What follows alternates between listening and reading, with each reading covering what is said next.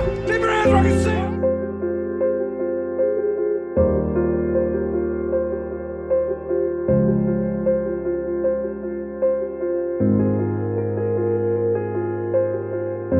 Hello and welcome to the Ridgefield Playhouse Diversity Film Series. I'm your host, Cheryl Washington, of this bonus content. So happy to be with you as always. And today we take a deep dive into the activist film, Queen and Slim. Let me just give you a little bit of background about Queen and Slim. It's a gripping and really riveting film starring Daniel Kaluuya and Jodie Turner-Smith as a Black couple on a first date who kill a white cop in self-defense. Then they're on the run as fugitives for quite a while. It's not based on a real story, however, it is inspired by a fatal shooting of Trayvon Martin back in 2019. Now, the film itself is really the vision of two Black women, Lena Waithe, who wrote it, and Melina Matsoukas, who directed it. That was her directorial debut, in fact. And today we're going to take a little bit of a dive right into the film because we have two people who really have taken a look at this and examined it and have some really interesting perspectives to discuss. I want to introduce you to two of my guests. The first one is Radha Natarajan, who is the executive director of the New England Innocence Project. Hi, Radha. How are you? Hi, Cheryl. Thanks for having me.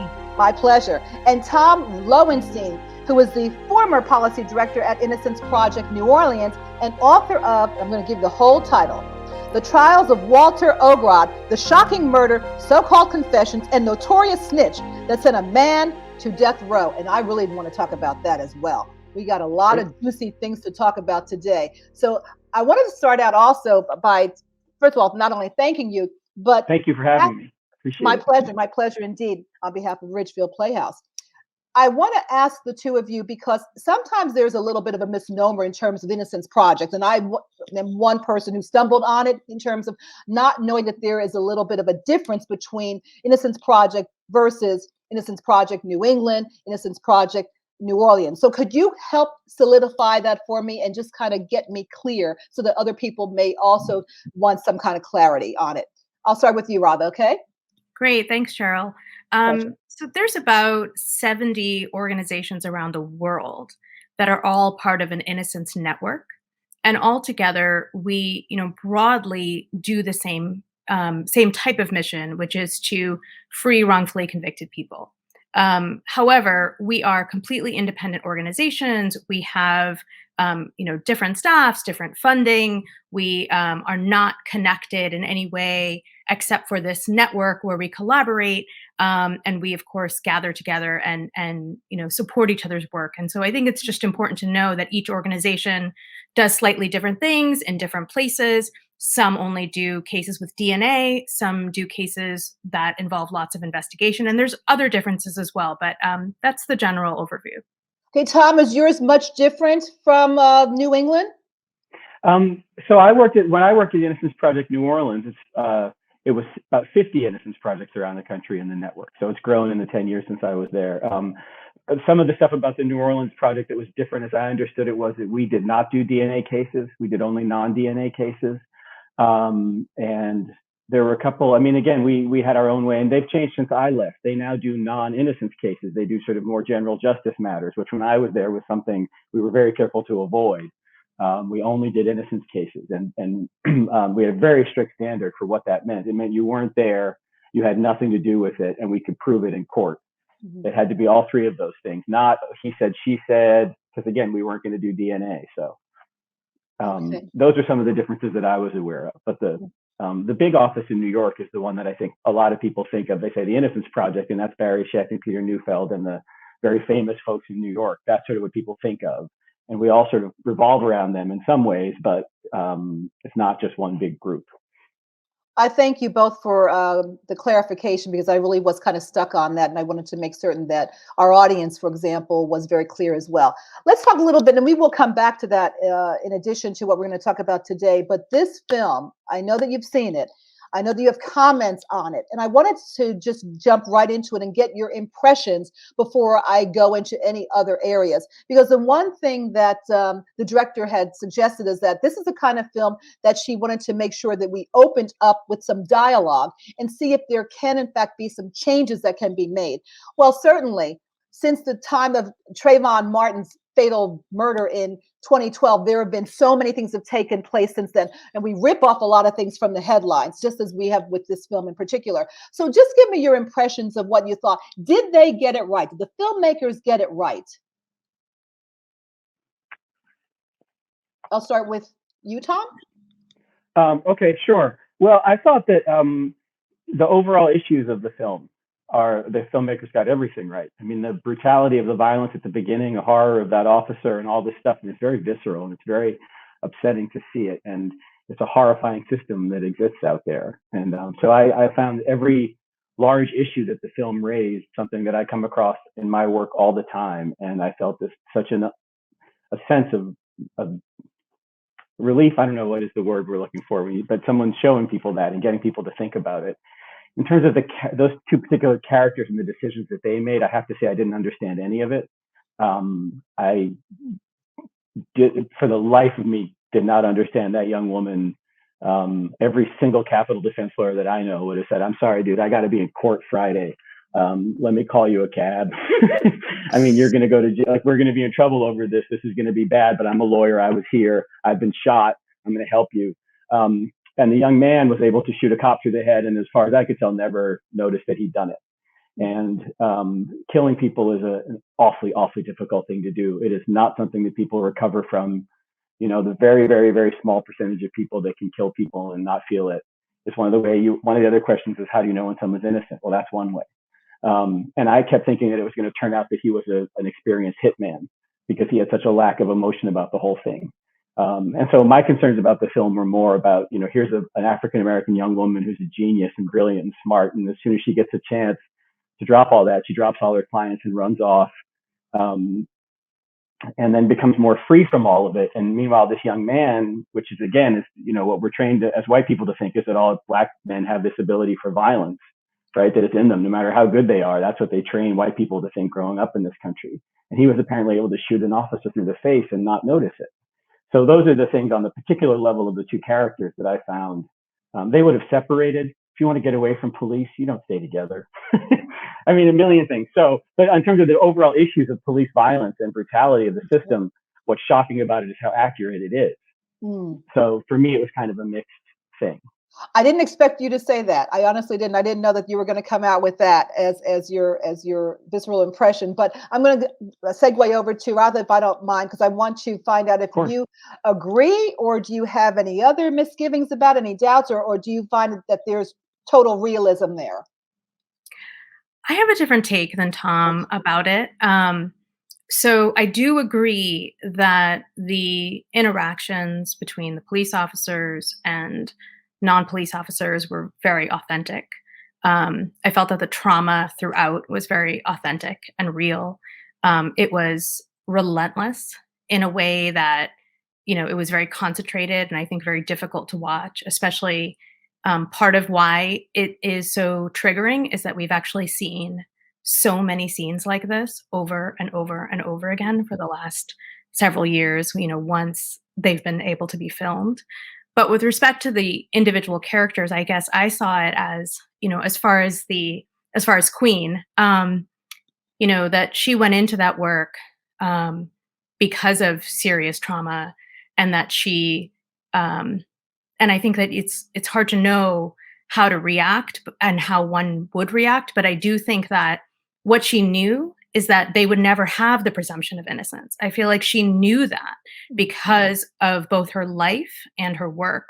And for that reason, it felt very believable that she was not going to have faith in the system to demonstrate self-defense. I mean, her client had just been given an execution date. So it really seemed that faith in the system was sort of not something that she would have. And it's something that I definitely, that resonated, I think, with me. And with respect to him, Slim, you know, I think that he just didn't have the opportunity.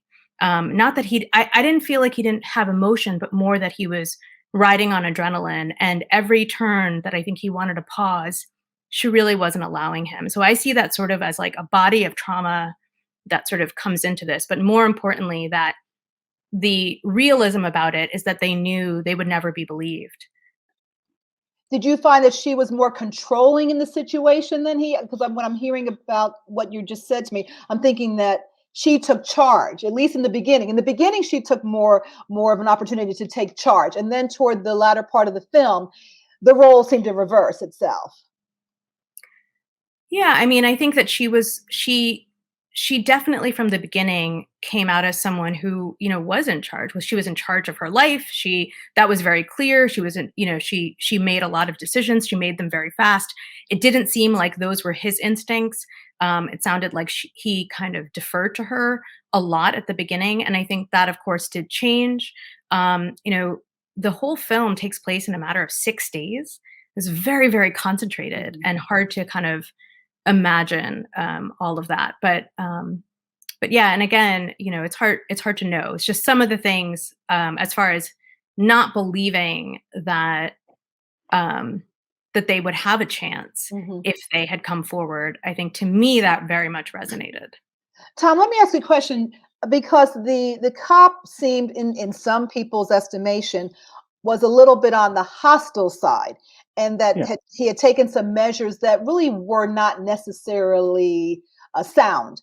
Yeah. And there might be even a consideration that, and you used the word, which was interesting a minute ago, about relief. To some people, they felt as though, and I hate to say this, that there might have been a relief that he had been killed. I don't mean to say that in any pejorative way, but can you see how some people might even imagine that to be the case based on the circumstances that had occurred? Well, yeah. I mean, I think what's very hard for white Americans to understand is how Black America is policed. And which as a white American, you can't experience firsthand. There's no way. So when you look at it and you try to understand it, to me, that interaction with that police officer in this day and age, when they know there are dash cams and they know this, is probably very rare. Is it exactly what Black people have been going through in this country forever? Absolutely. Does it throw that right in your face? Absolutely. And it's uncomfortable. So again, on that, I think that for people to experience that, I mean, I can, moving down here to New Orleans and talking to teenagers who grew up in this system and understanding what that's like, that level of terror and fear and stuff, that's what people live with. So again, the particulars of that particular interaction to me are, it's extreme for sure, but that's the system that we put in place, and we call it war. We call it the war on drugs. And then we say that someone might feel relief at killing the enemy, and we go, oh, how dare we say that? But of course, that's what we do. That's how we do it in this country.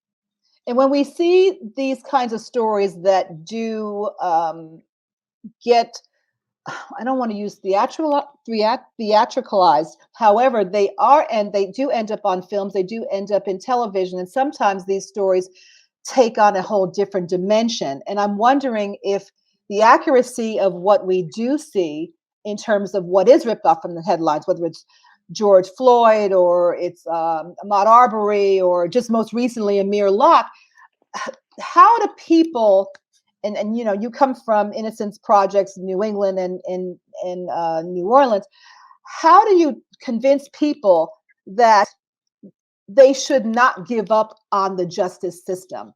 And that might be a real corny question, but when you look at this movie and you see how it manifests itself, I could see how some people might have that understanding that this is just not the way it goes in normal lives. When you talk about even the police brutality that occurs to Blacks and even to whites that we've seen. And I want to say one more thing. This story really does have sort of a duality in terms of the brutality, because in the beginning we see how the Black character, Daniel Kaluuya, had shot the white officer, but toward the end, we see how the Black teenager, Junior, takes on a whole different approach, and he shoots a Black officer in the midst of this protest that's taken place. So how does that make sense? Or does it? And should people believe in the system? Rob, I'm going to ask you that. Okay. Okay. That's a lot of questions. That's a lot. We'll break it down. It's a lot. I got a lot in my head today. It makes sense. I mean, I think the film really brings up a lot of things. And I mean, so I have perhaps an unsatisfying first part of my answer, but give me a moment. Okay. I think that we have completely given up on calling it a justice system. We don't even use that term anymore. I know that is the term that is used, or that it wants to be the criminal justice system, but we don't even call it that anymore. And so, in that sense, we call it a criminal legal system or a criminal punishment system because there is no, because we don't see justice in that system. And in that sense, it might seem like we have given up on that.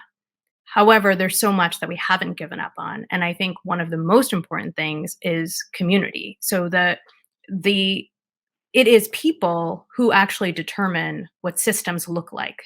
Systems, it seems like it functions outside of us, but we are, taxpayers, we are voters, we are people who can go out into the streets and make things happen. We can mobilize if we care enough.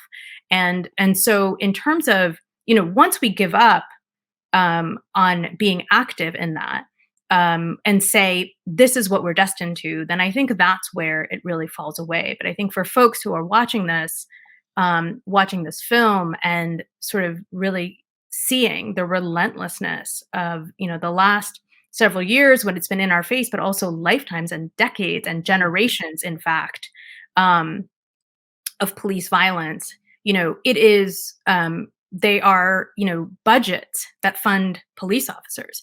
They are, and police departments. There is a lack of accountability that has to do with legislative work. I mean, there's all kinds of systems in place that maintain it in the way that it is.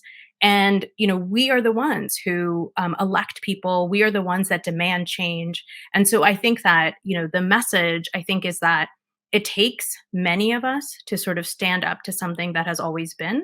And also, it is so worthwhile because what you see in this film, frankly, both with Slim and with Junior, is the impact of generational trauma, the impact of systemic racism. Yeah, the effect of it is different, but or sort of what you do with that. But it is really about sort of like, can you trust what is happening to you? Can you feel that something is going to be fair? I mean, there's so much that is there. So I do think that we have much more power than we know, and I hope that the film sort of plays a role in that. If I were to ask you what the most major takeaway is from the film, I'll ask you, Tom, first. What would that be? Well, I think for me, in a way to sort of to tie it in with the last question, I mean, I see the changes happening. I see how things don't change in some ways, but even at the top, we were talking about there's now 70 innocence organizations instead of 50. That's amazing.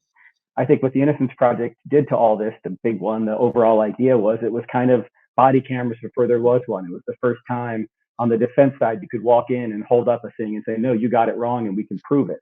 And that has changed the landscape. Body cameras changed the landscape. Video interrogations. When even the guy that I wrote about to get off of death row back in '92, when they interrogated him, they didn't record it, and that was fine. And they would argue it was bad for interrogations if you weren't recorded them. Now they're on TV every week.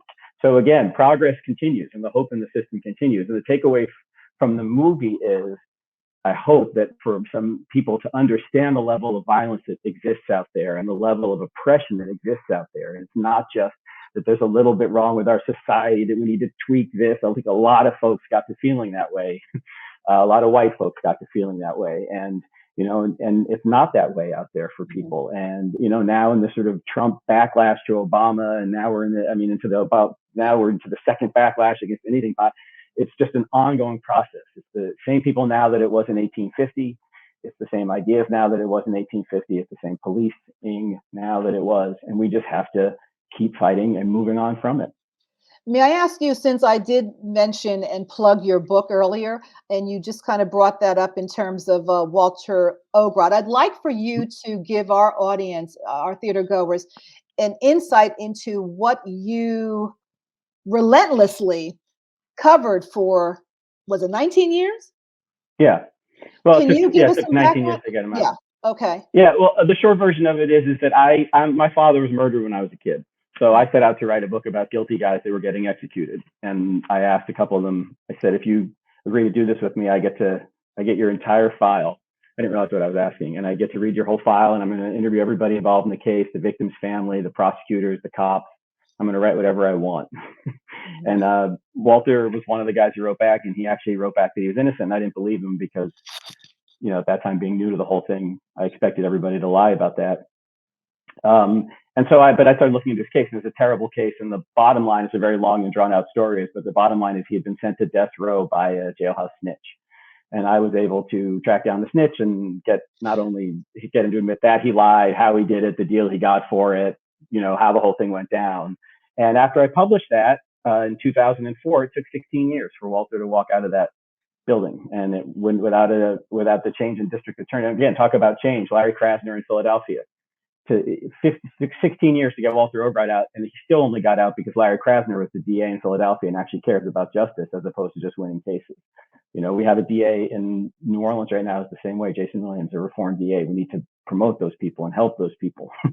So that was what my book did, and so I ended up being involved in a lot of cases up in Philadelphia because a lot of guys up there asking for help. So I do a lot of cases up in Philadelphia and New Orleans mainly now. What made that case so weak, though? What do you mean, the case to get him out? The reason why he stayed there, and the fact that he was not exonerated within due time, because I remember from the case, first of all, the confession that was signed, that was not the handwriting from what I remember, correct? No, it was the detective. So the detective who took Walter's confession has subsequently been indicted. He was indicted a few months ago. He's currently getting sued by, I think, 10 guys that have been exonerated. His name was Marty Devlin. Or as he called himself, the Golden Marty. Hi, Marty. He's not doing so well now. No, I mean, I used to look when I took this case. I was 2001. I was a journalist with no backing or anything, and he used to walk around there, and he would laugh at me, and I'd be like, "Someday, Marty, they're coming for you because you lied about all these guys," and he did. And I think that just sort of shows you it takes a long time, and you just got to stick with it. And they're gonna laugh. What's the old cliche? First they laugh at you, and then there's a whole thing. I don't know it, but there's a whole thing about first they laugh, and then they get. Anyway, they did all that for years to me, and then Walter walked out, and Marty was on national television last summer as a liar, and he got indicted for it. So, he had to go down and turn himself in, a detective in a case, right? He had to go down and face arrest because Larry Krasner, the DA there, cares about accountability. So there are changes. It's frustrating, slowly slow, and it's nothing I would ever. It's a long time. Yeah, it's ridiculous. And anybody who says I give up, I've had it. What I say to white people out there is, look, we keep it this way. It's still that way. If you want to come down to New Orleans and you want to go hang around and see what it's like, you go up to Angola State Prison. Let's go. I'll show you. It's still that way. No one's exaggerating. Wow. What Black folks have been trying to tell us for 200 years is exactly the truth. Listen to them. Come look. But it's just hard for folks especially that aren't, that grow up a certain way to put their minds around it. And they don't get it. I hope this movie changes that. I do too. Thank you for saying that. Radha, I've read something, and I can't remember where I conducted this research, where I saw it, but I took this from something that I looked online last night, and it talks about the alarming numbers of police killings. And I want you to put your spin on it, as executive director of New England Innocence Project. Now, the numbers are very, like I said, very daunting. So in 2019, 999 people were shot and killed by police. In 2020, 1,021 people were shot and killed by police. In 2021, 995 people were shot and killed by police. 117 were Black. What does this say about, well, you called it the legal system, the justice system? What does this say? What are we supposed to get out of this? These numbers are ridiculous. How should we be looking at this kind of insane scenario? What are we supposed to say about this? So the first thing is I just want to add one more number to the pot, which is that according to Mapping Police Violence, which is an organization that that tracks the data on this, what they say is that Black people are 2.9 times more likely to be killed by police than white people. So I think that's important to sort of have that comparison. Even if you have a percentage, it's hard to know with respect to the population. Mm-hmm. So 2.9 times more likely to be killed by police. And I think that one of the things that so when people think about, so the first thing I want to do is just sort of imagine that opening scene was the cop was a Black man that the woman who he shot was a white woman, and that the man who ends up shooting him was a white police officer. If that were the scenario, if you just switch the races, that's it, as well as their designations as who is a police officer, the entire mythology about it, the narrative about it in the United States would change. And that is because we've given license to police to use public safety and to kill people in the name of public safety, even though that's ironic and actually doesn't make sense logically, but that's what we've done. And the last 3 years, that's where the data that you've been pulling from, from 2019, it hasn't changed, right? There's been so much attention to police violence over the last 3 years, and yet those numbers have not changed. And if anything, they've gotten worse. They haven't gotten any better. And so the scrutiny over it hasn't changed it. And I think that one of the things that we see in our work is that, each one of our clients was deemed the most dangerous, was put away for life, was put on death row because it was in the name of public safety, because there was a belief that we can tell. Oftentimes they say we can tell just by their race. We can tell by what they look like. We can tell by how they act. We can tell by their nervousness. We can tell by what they do. And that we have to keep people safe from that. And in the end, those folks, those who I represent, who we serve as an organization, who the community believed was so dangerous that they had to go away for life, they were innocent. And I think that what it sort of tells us in that moment is not that it's all about guilt or innocence, because that's not what we believe, but rather the way that we look at public safety, what we allow in the name of public safety, including shortcuts, including violence, all of these things are not actually creating safety. And that what creates safety are community goods. It's like people having what they need. That is what creates safety. And so I think that that's sort of how I think about police violence. We've given police the right, the license to do it. We've justified it. There's been very few trials or any accountability. And I think that's what needs to change. How many cases are you working on right now where you have these, there's probably a lot, and it's probably an awkward question even for you to answer, but what kind of cases are you working on currently where you're trying to see some justice done and just trying to get folks exonerated? So we get applications from all over New England, and we get way more applications than we'll ever be able to actually handle. And that's not because, even if you doubled and tripled and quadrupled our staff, there will always be more wrongfully convicted people than any organization can handle. So we have to prioritize. And so what we prioritize is people with life or death sentences. I mean, that's not the only thing, but the vast majority of people who we represent are serving life without parole sentences. Okay. I wanted to ask you another question, and Tom, I'm going to ask you this too. Just kind of think about you, Radha. Okay. In the final scene, before Queen and Slim had lost their lives prematurely, Queen says to Slim, "Can I be your legacy?" And he responds, "You already are." Now, do you see Queen and Slim as victims or as heroes, as neither, or both? You don't know me, Cheryl. I'm really not. I don't love labeling, only because I feel like it misses so much of the nuance. Is that we're all of it, right?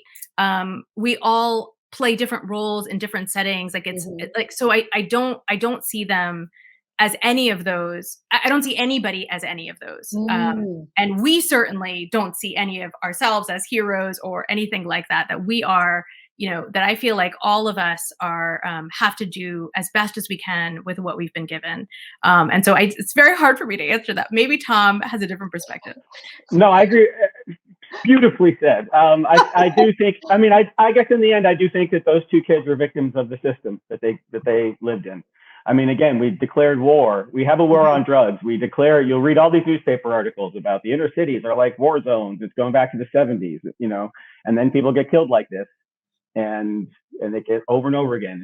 Guns are everywhere. You know, in New Orleans, you have a lead poisoning problem, an entire generation of youth that grew up with anger and impulse control issues and guns, and they're over policed. And, you know, this is what happens. And that, you know, so I do think in the end, they're victims of the war that we've all created, and that is an ongoing war. In that particular situation, you know, again, it's just a horrible situation to be in, and I can't possibly imagine what I would feel or what I would think. I mean, no officer. And if you're a white person, when you're watching that scene, think when you stop being okay with what the officer does, right? Like, it's kind of cartoonish, so it's probably pretty quickly. But just think about it. The last time an officer asked you to get out of your car. Come on, man. If it happened to me twice in a year, I'd be on the phone to my city councilman. You know, there'd be hell to pay for that kind of stuff. So you got to think through what kind of system we've created and put in place, and how that makes people act. And they do the best that they can in the circumstances that we put them in. Does it make sense, because this is a film diversity series, does it make sense to continue to rip from the headlines and put films like this or stories like this on the big screen? Do you agree that they should continue? Oh, I think it's amazing. Awareness is still made. Black women writing movies and making movies, and Black folks. And yes, please keep making the movies and keep making people think about it. And I think these guys made a lot of this is what I think. I think they made a lot of stylistic choices about cliches and stuff that they were doing with visuals and things, and they were challenging certain cliches. And so that's not my area, right? So I think a lot of that, to me, conflicted with sort of actual criminal justice stuff that might have happened. Do you know what I'm saying? But whatever gets people talking, whatever gets people thinking, whatever gets people feeling, that's what we got to do. And I think this story is so from the heart and so powerful. You know, whether I thought that, you know, that's not the issue. The issue is to get this across. So yes, please, I hope that everybody keeps making movies like this, and people keep having to think about these things, because that's how you save more lives, and that's how you get, you know, one at a time, right? You just pluck them out one at a time and try to save them. Tom, we agree. I knew we'd get there. we got, it took us a minute. It's been a rough half hour, but I'm glad we got there. Radha, do you want to add to that too? Well, the only thing I want to add is that, you know, I don't think the Black experience should be represented as so much relentless trauma, which I think this was a very triggering film in so many ways. And I feel like I am hopeful that there's also great representations of Black joy, in addition to, not instead of, but like as a part of, because the experience is, you know, is more complicated than just this, right? And so this is sort of like looking at it from one very narrow lens, but there's also so much more. And I know that was sort of attempted because it's a love story, right? It's, you know, we're right around Valentine's Day, right? And it's a love story. And in some ways that was beautiful. And so I appreciated that. But I think, yeah, I mean, it's not, I think we also don't want depictions that are just violent and are just triggering. And we also want to see sort of like, what is the beauty of people coming together and taking care of each other? And like, how does the healing happen? Right. I think that's really critical. I do too. And we have to still continue. Go ahead. I'm sorry. Tom, you want to say something? Well said. I was just agreeing. And saying, I agree too. I was just going to say, we have to keep the pressure on, and we have to still continue to say their names. Yeah, Can't let that go away. Right? Never. Right. Never. Exactly right. Never. Exactly right. I am so grateful for the two of you for joining us today. You gave tremendous insight, but this was a very intense, gritty film. I'm glad we all came together at the end. You know, Tom, I was worried at first. but it all came together for all the good reasons. I thank you both for joining us. Let me just give you so much for having proper me. Credentials again. Radha Natarajan. Very good. Right. Okay. Executive Director of the New England Innocence Project, and Tom Lowenstein, former Policy Director and Investigator of the Innocence Project, New Orleans, and author of, I'm going to give the whole title for you, Tom, The Trials of Walter Ogrod, The Shocking Murder, So-Called Confessions, a Notorious Snitch That Sent a Man to Death Row. Thank God it all ended up in the right way. Tom, you did good. 19 years of your journalistic ethics. Radha does a lot more good. Radha does, professionals do a lot more good. She does. They do that like every year. I get one guy out and people want to make TV shows. They're out there getting them out all the time. That's up to her. We appreciate you both. You have no idea. Thank you so much for your tremendous insight. Thank you so very much. Thank you, Cheryl. Have a good one. You as well. And of course, we do want to thank the People's United Bank for sponsoring the bonus content of this Queen and Slim series today. And of course, the Aquarion Water Company for sponsoring the Richfield Playhouse Diversity Film Series itself. What a tremendous, tremendous discussion we had today. I'm so honored to have both of them to have joined us. Thank you so much for joining us. My name is Cheryl Washington. It's a pleasure to be with you, and I can't wait to see you again next week. Take good care.